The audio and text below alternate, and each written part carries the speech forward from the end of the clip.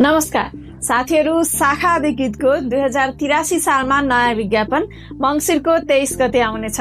हजुरहरू Nepali medium सँगसँगै English medium पनि तयारी गर्न चाहनुहुन्छ भने #SmartGK भनेर कमेन्ट गर्नुहोला।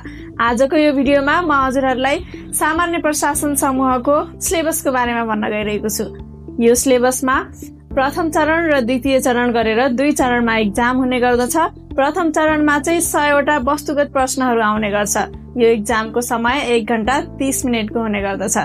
यो एक्जाममा चाहिँ हजुरहरूलाई जीके, आइक्यू र इङ्ग्लिस विषयसँग सम्बन्धित प्रश्नहरू आउने गर्छ।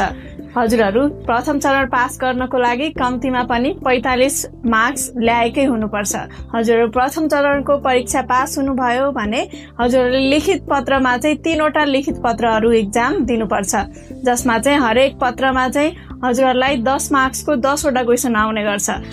यसको साथै हजुरहरू लेखा समूह, परराष्ट्र समूहको सिलेबसको बारेमा जान्न चाहनुहुन्छ भने म हजुरहरूलाई अर्को भिडियोमा यसको बारेमा जानकारी दिनेछु।